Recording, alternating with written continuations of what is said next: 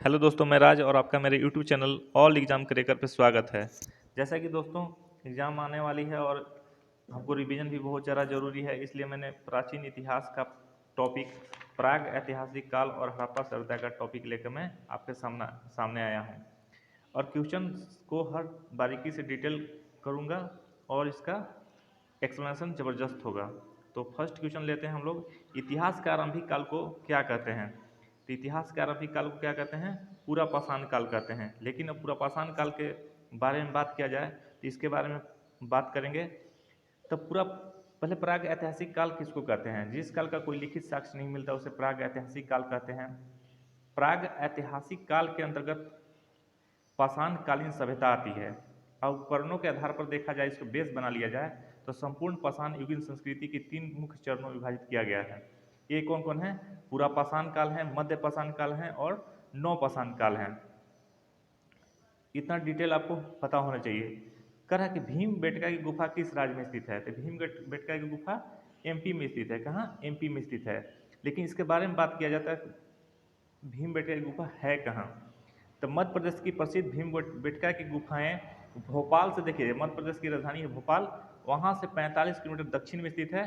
यह प्राग ऐतिहासिक काल का प्रहरी होने के कारण साथ ही भारतीय स्थापत्य कला का अनुपम खजाना है। नेक्स्ट क्वेश्चन की बात करते हैं, किस युग में पत्थर के औजार सबसे पहले पाए गए? तो कहाँ पाए? पूरा पाषाण काल में पाए गए। देखिए इसके बारे में भी डिटेल पढ़ते हैं हम लोग। उपकरणों की भिन्नता के आधार पर पूरा पाषाण काल को 3 कालों में विभाजित किया गया। कौन कौन है? पूर्व पूरा पाषाण काल, इसमें क्या क्या मिले हैं? कोड उपकरण मिले हैं, जिसमें हस्त कुठार, खंडक, विदारणी मिली है। मध्य पूरा पाषाण काल में इसमें क्या मिला है? फलक के उपकरण मिले हैं। और उच्च पूरा पाषाण काल की बात किया जाए, उच्च पूरा पाषाण काल की बात किया जाए, यहाँ पर तक्षणी और खुरचुनी प्राप्त हुए हैं। बस इतना ही जानकारी रखिए इसमें। नेक्स्ट क्वेश्चन की बात करते हैं, सिंधु घाटी सभ्यता के शहरों की गलियां कैसी थी? तो सिंधु घाटी सभ्यता के शहरों की गलियां कैसी थी? चौड़ी और सीधी थी। चौड़ी और सीधी थी। इसके बारे में जानते हैं। सिंधु घाटी सभ्यता के शहरों की गलियां चौड़ी और सीधी होती थी। यहाँ की सड़कें पूर्व से पश्चिम की ओर और उत्तर से दक्षिण की ओर जाती हुई एक दूसरे को कैसे काटती थी? समकोण पर काटती थी। यहाँ से समकोण बनेगा, यहाँ से भी बनेगा, यहाँ से भी बनेगा, यहाँ से भी बन सकता है। ठीक है, इस प्रकार की थी। नेक्स्ट क्वेश्चन आते हैं कि कौन सी सभ्यता अपने नगर नियोजन के लिए प्रसिद्ध थी? कौन सी? सिंधु घाटी सभ्यता अपने नगर नियोजन के लिए प्रसिद्ध थी। यह शहरी सभ्यता थी। फाइव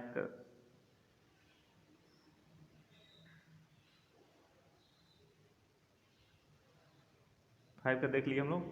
अब नेक्स्ट क्वेश्चन है कि बताइए हड़प्पा किस नदी के किनारे स्थित है? हड़प्पा रावी नदी के किनारे स्थित है।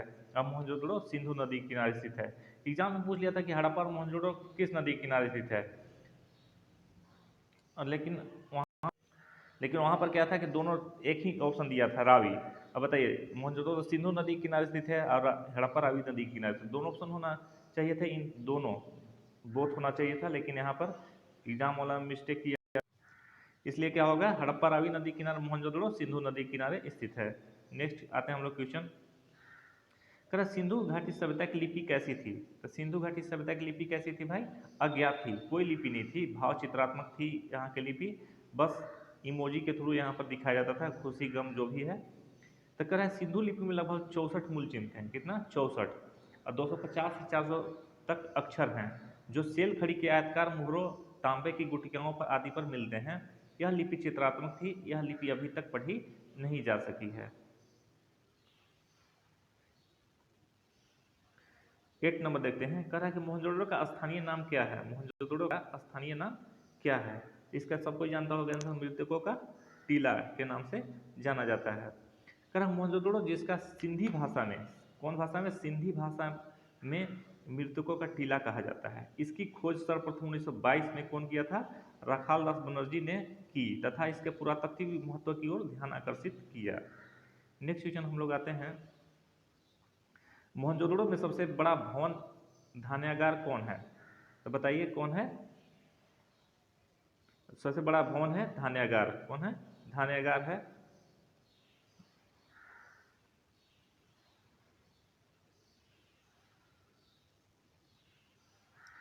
देखिए कह रहे मोहनजोदड़ो में धानेगार के अगर लंबाई की बात किया जाए तो 45.72 मीटर लंबा और 22.86 मीटर क्या है चौड़ा था। वहाँ का सबसे बड़ा भवन था। मोहनजोदड़ो को विशाल स्नानागार की उत्तर से दक्षिण की ओर लंबाई देखा जाए तो 11.88 मीटर तथा पूर्व से पश्चिम की ओर देखा जाए तो 7.081 मीटर था। अब कह रहा है कि ग्रेट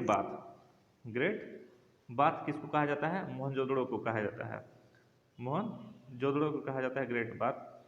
मतलब कहने का मतलब विशाल स्नानागार कहाँ मिला है? तो मोहनजोदड़ो में मिला है। कहाँ? मोहनजोदड़ो में मिला है। एक नेक्स्ट क्वेश्चन की बात करते हैं। सिंधु घाटी की एक महत्वपूर्ण रचना क्या थी? यहाँ पर नृत्य करती हुई बालिका मिली है जो कि कांसा की थी। तब देखिए कह रहा है कि सिंधु घाटी लोगों की महत्वपूर्ण रचना नृत्य करती हुई बालिका की मूर्ति है जो कांसे से निर्मित है। यह निर्मित मूर्ति मोहनजोदड़ो से प्राप्त हुई। कहाँ? मोहनजोदड़ो से प्राप्त हुई है। अगर बात किया नेक्स्ट क्वेश्चन की, पूछ रहा है कि देवी माता की पूजा संबंधित है। देवी माता की पूजा संबंधित किससे है? सिंधु घाटी सभ्यता से है। तो देवी माता या मातृ देवी की पूजा सिंधु घाटी सभ्यता से संबंधित थी। पुरातात्विक साक्ष्यों से प्राप्त मातृ देवी की विभिन्न मूर्तियों से इस बात का ज्ञात होता है। चलिए नेक्स्ट क्वेश्चन पर आते हैं हम लोग। लोथल नामक स्थान पर किस सभ्यता का जहाजी मालघाट था? तो किसका था? सिंधु घाटी सभ्यता का था।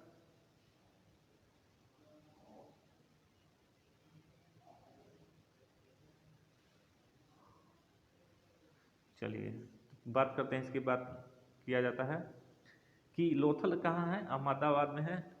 गुजरात के अहमदाबाद में जिले में भोगवा नदी के किनारे स्थित है।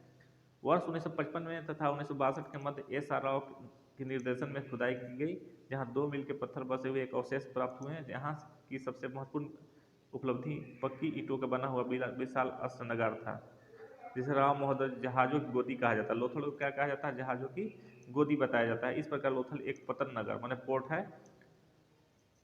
लोथल दो भिन्न भिन्न टीलों में नहीं मिलते, पूरी बस्ती की एक ही दीवार घिरी हुई थी। सिंधु घाटी सभ्यता का पतन नगर कौन था? तो कौन था? लोथल था। कालीबंगा किस लिए प्रसिद्ध है? कालीबंगा जो है किस लिए प्रसिद्ध है? तो कालीबंगा प्रसिद्ध है आपको मिट्टी के पात्र के लिए। किसके लिए? मिट्टी के पात्र के लिए है। इसके बारे में बात किया जाए तो कालीबंगा संध्याकालीन सभ्यता का पूरा स्थल है। यहाँ से राजस्थान का हनुमानगढ़ जिले में विद्यमान है। कालीबंगा से मिट्टी के पात्र प्राप्त हुए हैं। सिंधु अर्थव्यवस्था की ताकत थी। क्या थी? व्यापार थी। तो सिंधु सभ्यता एक व्यापारिक एवं नगरीय सभ्यता थी। यह व्यापारिक प्रधान थी, अतः सिंधु अर्थव्यवस्था की ताकत व्यापार ही था। इसके अलावा अर्थव्यवस्था में कृषि और पशुपालन का भी योगदान था। कौन सी सिंधु घाटी सभ्यता से संबंधित नहीं है? कौन सा औजार यहाँ से, चाहे कौन सा धातु नहीं मिला है? जैसे कि सोना, तांबा, चांदी, लोहा। तो लोहा यहाँ से प्राप्त नहीं हुआ है। लोहा के साक्ष्य नहीं मिले हैं अभी तक यहाँ से। सोर्तुगुई सिंधु घाटी सभ्यता किस देश में है? तो कहाँ है? अफगानिस्तान में है। देखिए सुरतुगुई हो या मुंडीगाक, ठीक है, मुंडीगाक हो या चाहे सुरतुगुई, कहाँ है? अफगानिस्तान से संबंधित है। अफगानिस्तान में ही है। अफगानिस्तान में।